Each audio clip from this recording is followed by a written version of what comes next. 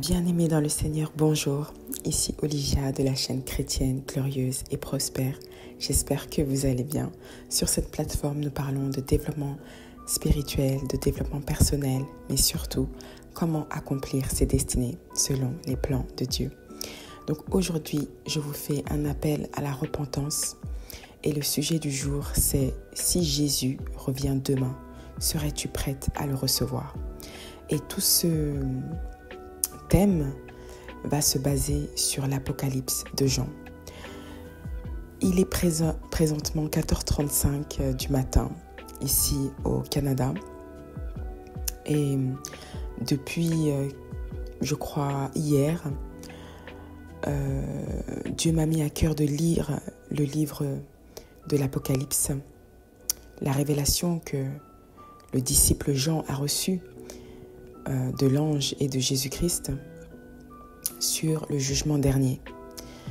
Donc aujourd'hui, je voudrais vraiment que tu te poses cette question. Si Jésus revient demain, serais-tu prête à le recevoir? Parce que beaucoup de personnes disent « Ah, vivement que Jésus revienne, vivement que son jugement dernier vienne frapper la terre. » Mais beaucoup de personnes ne se rendent pas compte de ce que cela signifie en réalité.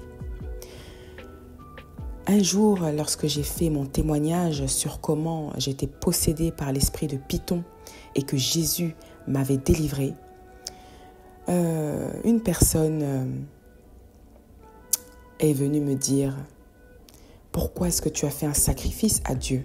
Parce que j'ai dû racheter ma vie des mains des ténèbres. Et c'est Dieu qui m'avait donné la révélation dans le livre d'Exode, chapitre 30, versets 11 à 16, que je vous invite à lire. Nous reviendrons sur le sacrifice de rachat dans quelques temps, lorsque le Seigneur me permettra de faire un podcast à ce sujet. Donc j'ai dû faire un sacrifice pour racheter ma vie. Un acte de foi. Et voulant dire que j'ai pris mon salaire, j'ai bâti un hôtel et j'ai racheté ma vie des mains des ténèbres parce que ma vie avait été volée. Satan avait volé mon étoile depuis mon enfance. Et cette personne, ce jeune homme me dit « Mais pourquoi est-ce que tu as fait ce rachat ? C'est Jésus-Christ qui est le rachat, qui est le sacrifice sur la croix. Pourquoi est-ce que tu crois qu'il y a des démons? Il n'y a pas de démons. » Enfin, voilà. Vous savez, dans ce monde, il y a des chrétiens, mais il y a des chrétiens païens. Et il y a des chrétiens pharisiens. Voilà, les chrétiens pharisiens, c'est comme la parole de Dieu le décrit, des gens qui utilisent leur logique d'homme pour essayer de justifier Dieu. Je n'ai jamais compris comment est-ce que tu peux croire en un être aussi puissant qu'est Jésus-Christ. Tu ne l'as jamais vu de tes propres yeux, mais tu ne crois pas que le diable existe. C'est-à-dire que même parler de Satan, pour toi, c'est inconcevable. Alors que tout au long du cheminement de la Bible, Dieu nous montre le combat spirituel. C'est soit le bien, soit le mal. Et même Jésus dit que si tu es tiède, si tu es ni chaud, ni froid, ça veut dire que tu n'es même pas en Satan, tu n'es même pas en Dieu. C'est-à-dire que tu n'as même pas de conviction. Parce qu'il n'y a pas de yin et de yang. C'est soit Dieu, soit Satan. Choisis ton camp. Et Dieu dit, si tu ne choisis pas ton camp, si tu es tiède, je te vomirai. Tu comprends? Déjà que même si tu es dans le camp de Satan, tu vas subir les temps de feu. Mais autant vaut mieux une personne qui choisit son camp qu'une personne qui est tiède, qui n'a ni camp, ni conviction, ni foi, ni croyance.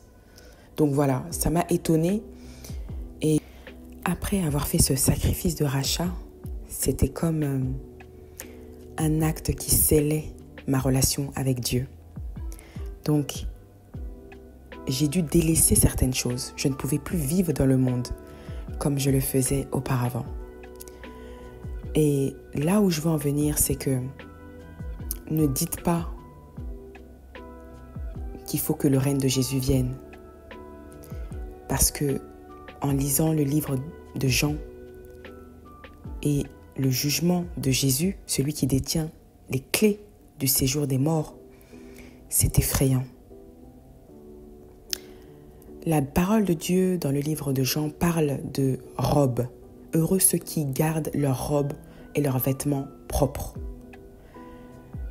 Et vous devez savoir qu'en tant qu'enfants de Dieu, nous sommes des êtres spirituels. Nous avons les habits physiques que nous devons porter parce que nous ne pouvons pas marcher sans vêtements. Mais il y a aussi les vêtements spirituels. À chaque fois que nous péchons, nous tachons cette robe. Et c'est pour ça que la parole de Dieu nous parle de souiller, de souillure. Ceux qui souillent leur robe n'hériteront pas le royaume de Dieu. Heureux ceux qui gardent leurs vêtements propres. Et comment on garde ces vêtements propres? C'est en vivant une vie en accord avec la parole de Dieu. Et Jésus-Christ s'est révélé à Jean en lui faisant part de ses prophéties aux 7 églises. À d'autres églises, il a été dit de se repentir. À d'autres églises, il a été dit que leurs œuvres n'étaient pas parfaites. Donc, qu'ils devraient retrouver leur premier amour, qui est Dieu, de se rattacher à ses œuvres, de se repentir et de poursuivre, parce que le royaume des cieux est proche. À une autre église, il lui a été dit « Félicitations, tu as haï les œuvres des Nicolaïtes, œuvres que je hais aussi. » Donc ça, c'est Jésus qui parle. Et Jésus leur dit « Continuez de garder vos œuvres, parce que c'est quelque chose que vous scellez dans le royaume de Dieu. » Donc moi, aujourd'hui, je veux que tu puisses regarder ta vie. Comment vis-tu? C'est bien de dire Jésus revient. Mais ma sœur, si Jésus revient et qu'il te trouve dans l'impudicité, tu partages ton corps avec bon nombre d'hommes. Tu passes ton temps à mentir, à voler, à frauder. Jésus, c'est bien écrit dans la parole de Dieu. Il y a un moment donné où les 7 malheurs tombaient sur la terre. Non, 3 malheurs, pardon. Un des malheurs faisait que des créatures vivantes avaient reçu l'autorité de Dieu pour venir juger les hommes. Et il y a un moment dans la Bible, dans l'Apocalypse, où on nous dit que lorsque les hommes virent ces bêtes qui étaient venues et commandées par Dieu pour juger les hommes et les tuer, tout cela qui n'était pas écrit dans le livre de la vie, ils ne pouvaient même pas se repentir parce que c'est trop tard, le jugement est déjà là. Jésus a dit à une des églises, si tu continues de vivre dans le péché, tu n'auras même pas le discernement pour connaître la prophétie, à savoir quand est-ce que je vais revenir, parce que je viendrai comme un voleur. Et c'est ça en fait. C'est ça qu'il faut garder. Cessez de demander des bénédictions. On n'est plus à ce stade. Cessez de demander à Dieu des bénédictions. Comment vis-tu? Dieu te dit, si tu me cherches de tout ton cœur, je me laisserai trouver. Pourquoi est-ce que tes prières sont bloquées? Pourquoi est-ce que le diable a autant de pouvoir sur ta vie pour détruire ta vie? À chaque fois que tu as une bénédiction, elle t'échappe des mains. Pourquoi ça? Comment vis-tu? C'est ça la repentance. Il dit que si mon peuple s'éloigne de ses mauvaises voies et vit selon sa parole, alors il sera juste de le justifier, d'effacer ses péchés. Et il dit dans l'Apocalypse que le diable, Satan le diable, le dragon, le serpent fuyard, celui qui séduit la terre et les nations, il est là devant le trône de Dieu à accuser les frères, jour et nuit. Je vous ai dit dans un ancien podcast, À chaque fois qu'un ange de bénédiction, parce que ça, ce sont des choses qu'on ne voit pas, c'est dans le monde spirituel. À chaque fois qu'une bénédiction vient dans ta vie, c'est d'abord sous la forme d'un esprit, parce que Dieu est esprit. Mais cet esprit-là, l'ange qui vient apporter cet esprit de bénédiction, Satan vient accuser. Par exemple, si tu as vécu dans l'impudicité, tu as vécu dans le mensonge, Satan va rappeler à cet ange, tu ne peux pas la bénir. En telle année, tel mois, elle a commis cette erreur. Et selon la parole, parce que Satan aussi connaît la parole de Dieu. On l'a vu quand Jésus était dans le désert.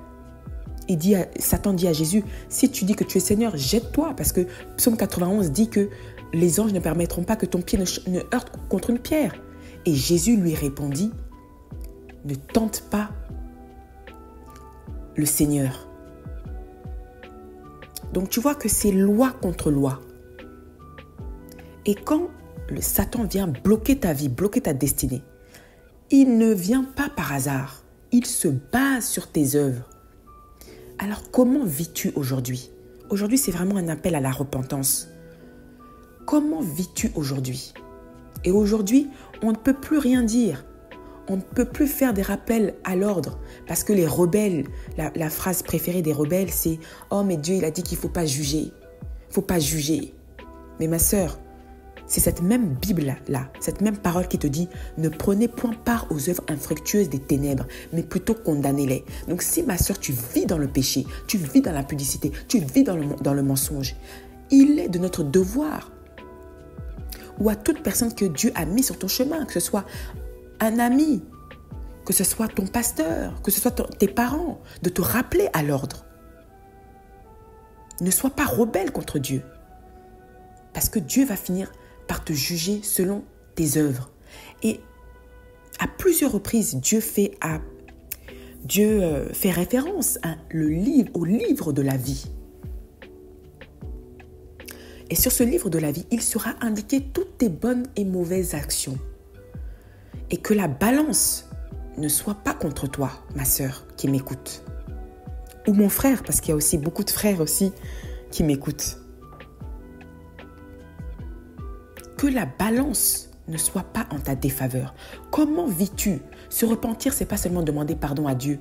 Seigneur, pardon d'avoir couché avec cet homme, d'avoir couché avec cet homme marié. Pardon. Et le lendemain, tu recommences. Non, c'est de changer de vie.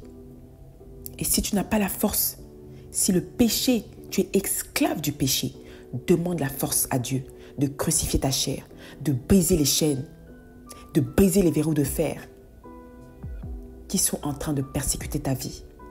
Nous avons un même ennemi, c'est Satan,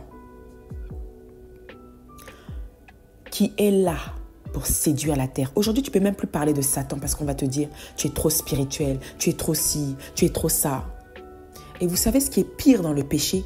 Quand vous vivez dans l'impudicité, quand vous vivez dans le mensonge, quand vous souillez vos vêtements, vos robes, eh bien, c'est que le péché va vous voiler.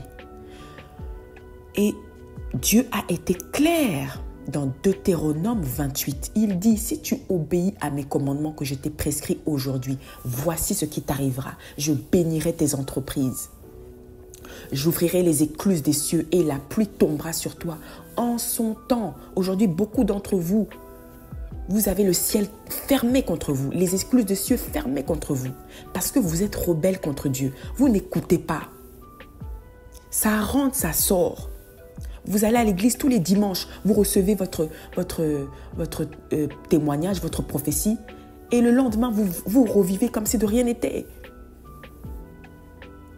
C'est pour ça que je vous dis, ne vivez pas dans la religion. Il y a des gens qui disent qu'ils prient 5 fois par jour, mais tu les vois, commérage sur les autres, mensonge sur les autres, faux témoignages. À vivre une vie, une double vie. Un pied chez Dieu, un pied chez Satan. Je vous exhorte toutes ces choses. C'est parce que je ne me suis pas levée à 2 heures du matin parce que j'en avais envie, mais parce que j'ai à cœur de servir mon prochain. Et je ne dis pas ces choses parce que je me sens supérieure à quiconque. Je vivais moi aussi dans le péché, dans la boue du péché. J'ai commis des choses abominables. Même aujourd'hui, j'en ai encore honte. Et jusqu'à aujourd'hui, c'est vrai que Dieu m'a racheté, mais je paye encore les conséquences de mes actes passés. Je sais de quoi je parle. Je sais de quoi je parle. Et c'est pour ça que tout ce qui m'intéresse, c'est le salut de mon prochain. Mais il n'y a pas de salut sans repentance. Ça, c'est la vérité.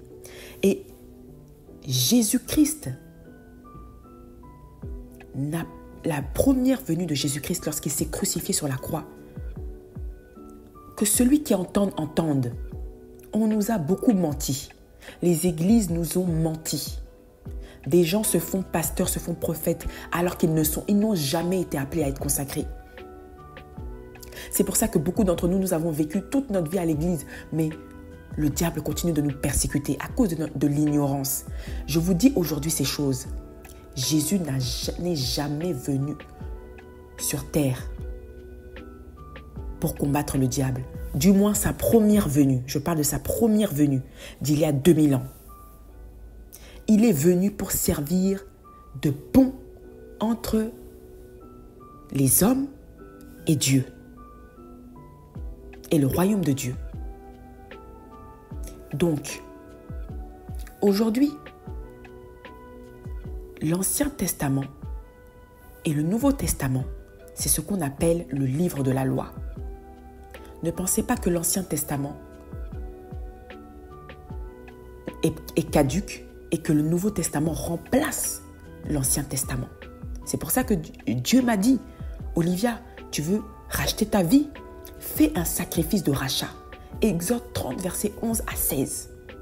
Et j'ai fait un sacrifice de rachat. Depuis que j'ai fait ce sacrifice de rachat, que celui qui a les oreilles entende. Et celui qui ne veut pas me croire, ne me croit pas. C'est mon témoignage, c'est entre moi et Dieu. Depuis que j'ai fait ce sacrifice de rachat, c'est comme une marque indélébile que j'ai mise sur moi. Et c'est comme ça que j'ai pu entrer dans ma destinée. Donc, beaucoup d'entre vous aujourd'hui, vous avez été vendus au diable. Il est temps de faire vos sacrifices de rachat. Et on va en discuter dans un autre podcast. Aujourd'hui, c'est vraiment la repentance. Le sujet là que Dieu, l'Esprit Saint m'a mis à cœur, il m'a réveillé. C'est la repentance. Ce matin aussi, j'ai rêvé une femme. Dieu m'a montré une femme. Et vous savez, quand vous rêvez, que Dieu vous fait une révélation, c'est comme si vous voyez les choses à 360 degrés. Je voyais une femme africaine qui avait un grand don. Elle chantait et je la voyais faire des concerts. Elle était invitée sur des plateaux télé en Afrique. Et elle avait beaucoup de succès auprès des hommes. Quand je dis l'homme, c'est avec un H. Beaucoup de succès. Et dans le rêve, en fait, quand je regardais cette femme, parce qu'elle était sur un plateau télé en train de chanter, tous les hommes, toutes les femmes l'acclamaient. Et en fait, je me disais, pendant que je la regardais en songe, je me disais, pourquoi est-ce que cette femme chante pour les hommes? Cette femme doit chanter pour Dieu. Et donc, si Dieu nous donne des dons et des talents, Dieu t'a donné la capacité de pouvoir écrire. Tu écris des ouvrages, tu écris des thèses. Dieu t'a donné la capacité de pouvoir chanter.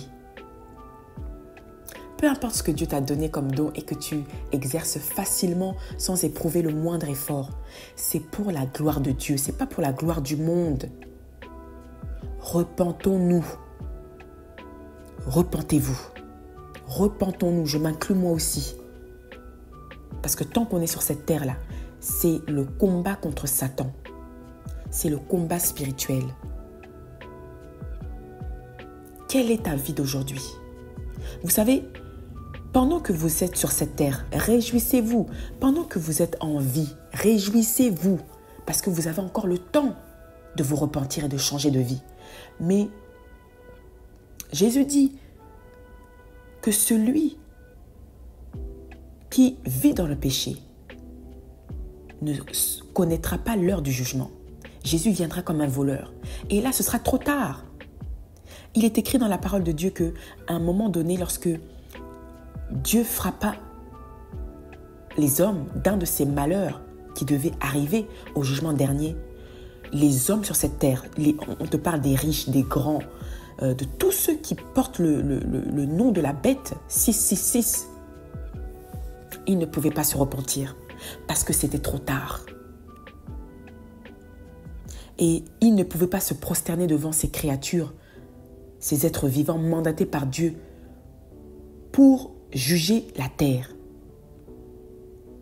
Ils ne pouvaient pas se prosterner devant ces choses parce que ça reviendrait à ce que Dieu dit dans l'Ancien Testament. Tu ne te prosterneras pas, tu ne te rendras pas idolâtre d'idoles, en fait, de créatures et autres, de bêtes. Parce que ce n'est pas Dieu, c'est une abomination devant l'Éternel. Donc ils ne pouvaient même pas demander pardon à Dieu. C'était déjà trop tard parce qu'ils avaient déjà toute la vie sur cette terre pour se repentir. Et vous savez, le plus grand mensonge du diable, c'est d'inculquer aux hommes que vis au jour le jour. Tu peux faire ce que tu veux, tu as le temps. Non, tu n'as pas le temps. Moi, ta sœur Olivia, je te dis, tu n'as pas le temps. Alors, à la seconde où tu écoutes ce podcast, repens-toi, examine ta vie. Comment vis-tu?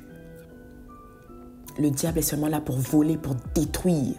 Tu ne peux pas vivre comme une prostituée et exiger que Dieu te bénisse. Ça n'a aucun sens. Et ce n'est pas une insulte. Tu es sous l'influence de quelque chose. Mais Dieu te donne aussi le discernement. Et vous savez, le péché, c'est très destructeur parce que ça te voile. À un moment donné, Jésus dit aux églises que vous recevrez l'esprit qui vous fera connaître ces choses. Mais quand tu vis dans le péché, le discernement, c'est un esprit saint. C'est un esprit qui vient de Dieu. On te parle même des 7 esprits de Dieu. Tu ne peux pas avoir même le discernement. Tu es comme aveuglé et tu as l'impression que Satan, il a plus de pouvoir. Non, c'est pas qu'il a plus de pouvoir. C'est que toi, la manière dont tu vis, tu lui laisses les portes ouvertes. Jésus dit que ta colère ne se couche point sur le soleil. Et quand tu te mets en colère, ne pêche point, car tu donnes accès au diable. Le péché, c'est la porte qui laisse accès au diable. C'est pour ça que tu te rendras compte que quand tu essaies de vivre dans la sanctification, tu seras encore plus tenté. Quand tu vivais dans l'impudicité, dans le mensonge et autres, le diable ne te tentait pas parce que tu étais déjà dans son camp. Mais maintenant que tu vis dans la sanctification, tu as l'impression que c'est un combat. Tu te fais violence. Mais Dieu te donne toujours la force de résister à ces tentations. Et il parle des tribulations. Toi qui es un élu de Dieu, tu es beaucoup combattu, même par les gens de ta famille. Par les gens de ta famille, tu es combattu. Par les gens de ton travail, partout où tu passes. Parce que tu es la lumière. Et le peuple sur terre est la lumière. Et la lumière, c'est l'Esprit de Dieu sur toi. C'est ton étoile. C'est l'étoile du matin que représente Jésus dans ta vie, dans ton âme. Mais cette lumière-là, Satan essaiera de te la voler. Reste avec tes commandements, avec les commandements de Dieu dans ton âme. Vis une vie de chasteté. Et tu verras que tu n'auras même pas à beaucoup te fatiguer dans la prière. Dieu va exaucer tout ce que tu dis. Tu vas même crier, ouais, Dieu est là. Il dit, avant même que tu n'eusses prié, je t'ai déjà exaucé. Mais pour ça, il faut vivre dans la droiture. Cessez d'écouter ces faux prophètes qui vous gangrènent de prophéties, de bénédictions sans vous appeler à la repentance. Ce sont des envoyés du diable. Aujourd'hui, il y a 1 milliard de prophètes sur Internet. L'autre fois, ça m'a énervée. J'ai vu une femme sur YouTube, elle se dit qu'elle est prophétesse. Tu la vois habillée comme une sirène des eaux, avec une perruque rouge sur la tête. C'est une insulte. Et quand tu vas parler comme ça, on va dire, mais il ne faut pas juger. Mais moi, je te dis, il est écrit aussi dans cette même parole de Dieu, ne prenez point part aux œuvres infructueuses de ténèbres. Dieu nous parle aussi des faux prophètes. des faux prophètes. Là, on est dans la fin, là. Les faux prophètes.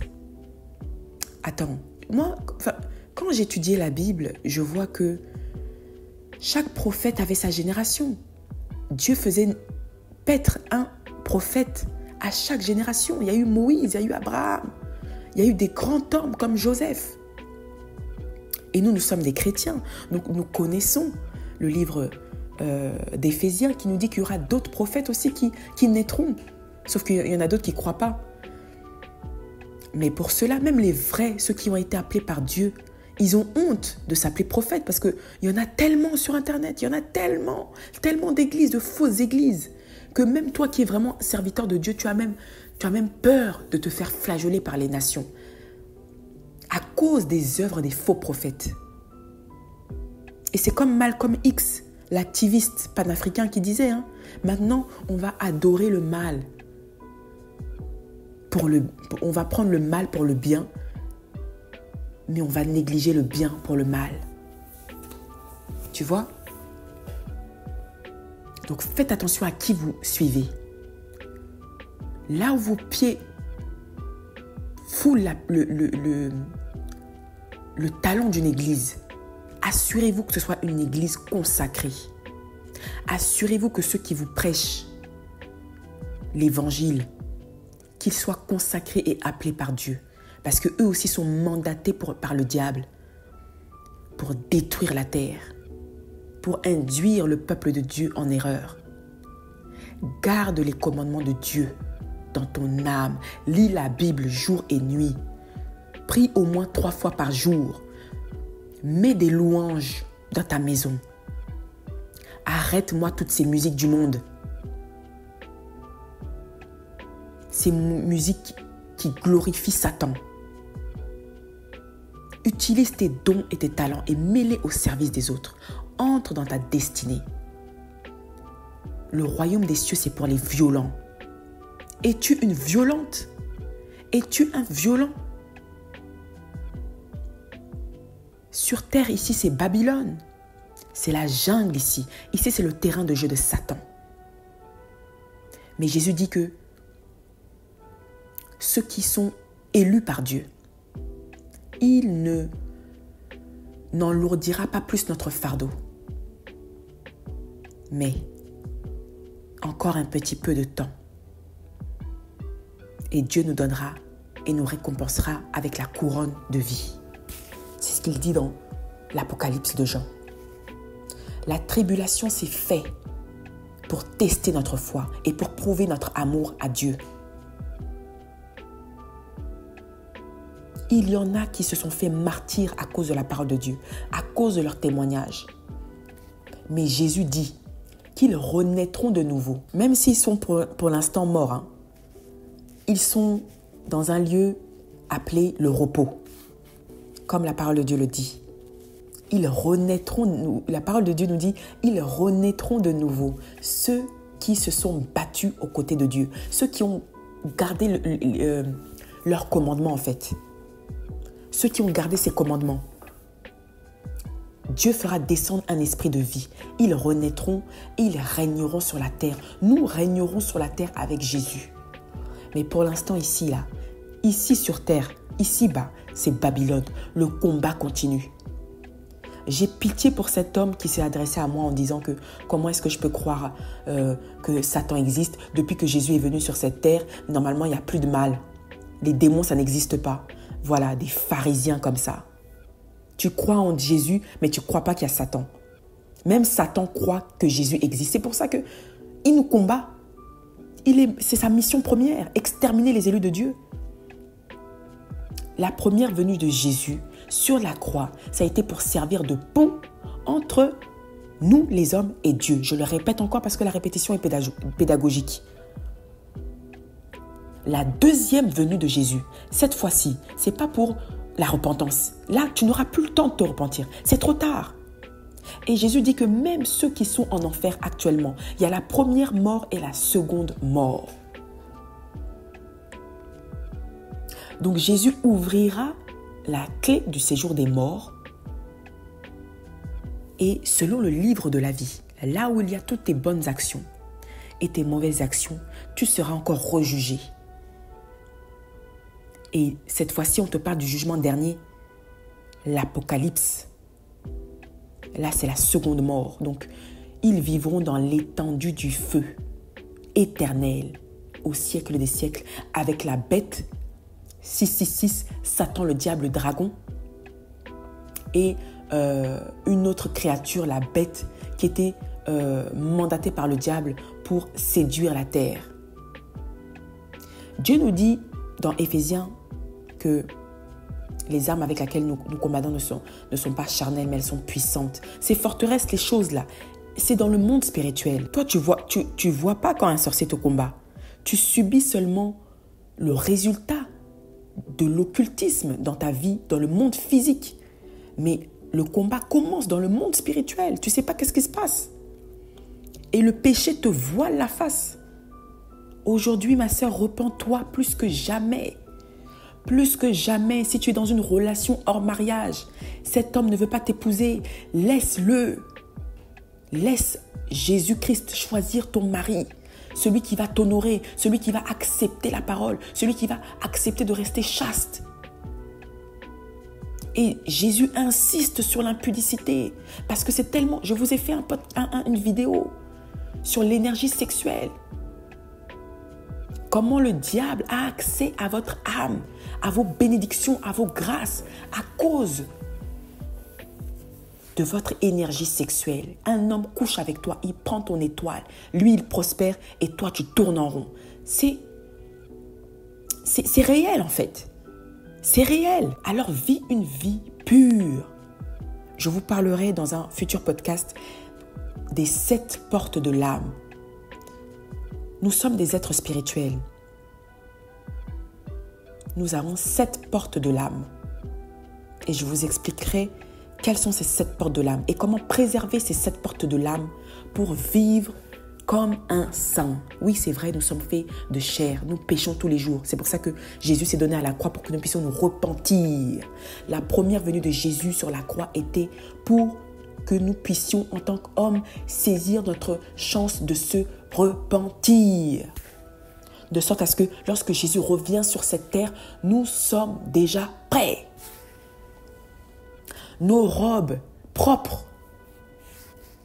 et non souillées à cause du mensonge, du vol, des fraudes. On falsifie les papiers. Nous sommes des menteurs, des commérages, du bavardage, du bruit, les musiques du monde.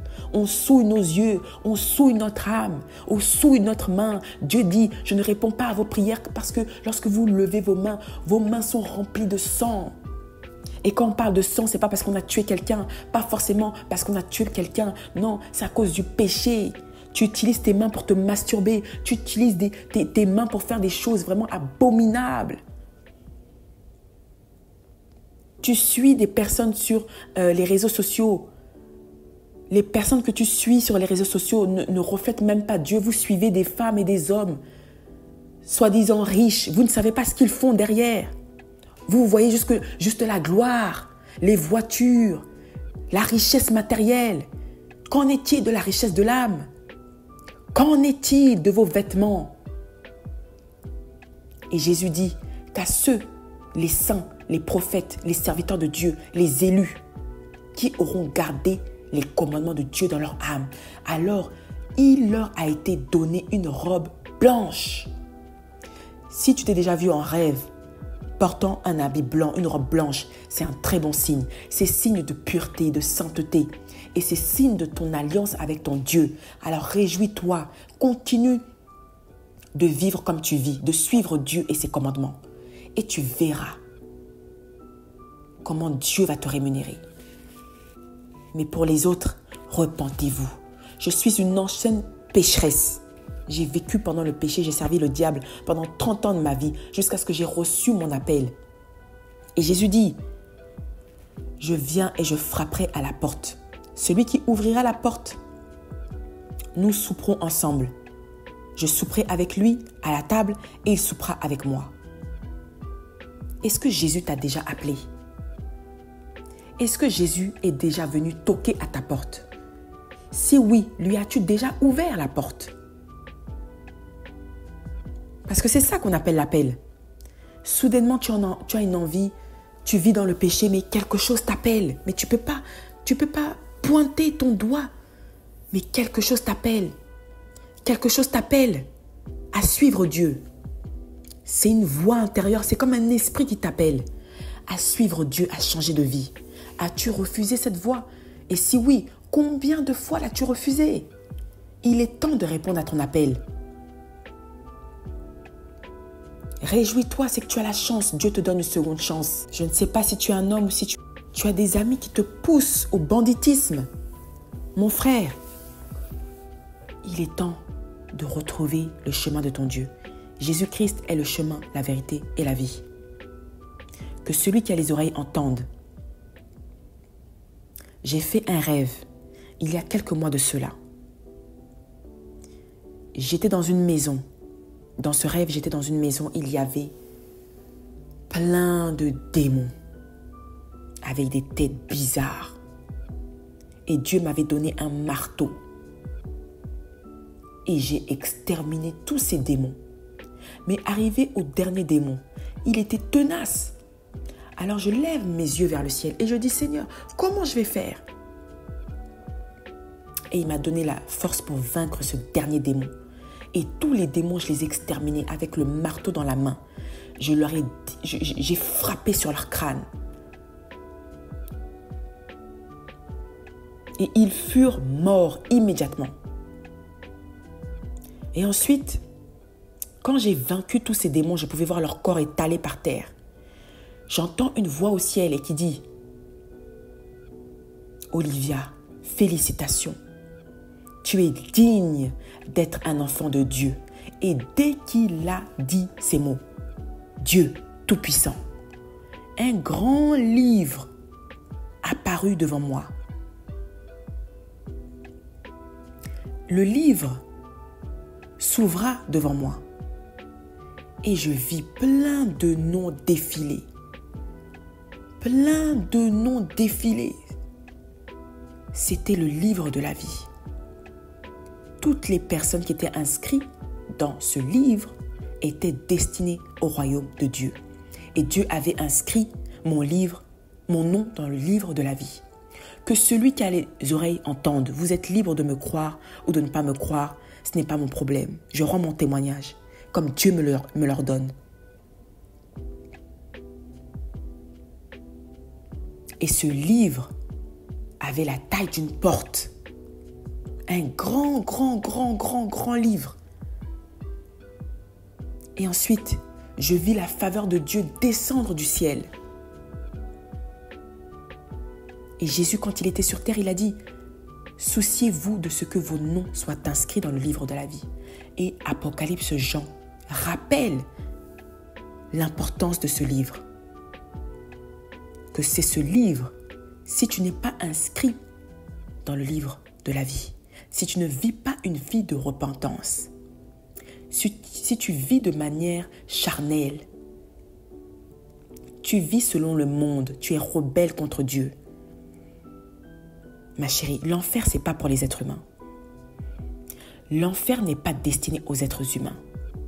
L'étang de feu qui tourmentera au siècle des siècles, tous ceux-là qui ont refusé de recevoir la parole, c'est pas un jeu en fait. C'est pas tiré d'un film de fiction. Ma chérie, c'est réel. Pendant que tu es sur cette terre, évalue ta vie. Repens-toi. Change de vie. Je ne suis pas en train de te juger. Je suis en train de t'exhorter. Parce que les gens aujourd'hui n'aiment pas la vérité. Je me suis fait insulter à cause de la vérité. J'ai perdu des soi-disant amitiés à cause de la vérité. La vérité, c'est le vrai symbole de l'amour. C'est pour ça, si tu as des amis qui sont tièdes avec toi, quand tu pèches, ils ne te rappellent pas à l'ordre. Quand tu ne pèches pas, ils ne te valorisent pas en fait. Ils sont tièdes, ni chaud ni froid. Ma chérie, vomis-les. Parce que tu vas aller nulle part. Et ceux qui te disent la vérité, prends-les comme des compagnons. Parce qu'aujourd'hui, là, en ces temps de Babylone, c'est dur de trouver quelqu'un qui est vrai, des vrais chrétiens, qui vivent selon la parole. C'est dur d'en trouver. C'est pas impossible, mais il faut vraiment fouiller en fait. Et pour avoir des personnes nobles et dignes de ce nom, il faut être une personne noble et digne de ce nom. Parce que si toi, ma sœur, tu es aussi l'occasion de chute de quelqu'un d'autre, Dieu te demandera des comptes. L'enfer, ce n'est pas un jeu. Fais-tu partie de la nouvelle Jérusalem? Fais-tu partie de la nouvelle ville sainte? Aujourd'hui, je t'invite plutôt à examiner ta vie. Souviens-toi de ton premier amour, celui qui t'a créé, qui a bâti les cieux et la terre. Que celui qui entende, entende. Que celui qui a les oreilles pour entendre, entende cette parole, entende cette exhortation. Je rends grâce au Seigneur Jésus-Christ, le Sauveur de l'humanité, l'agneau qui a été immolé pour que nous soyons rachetés.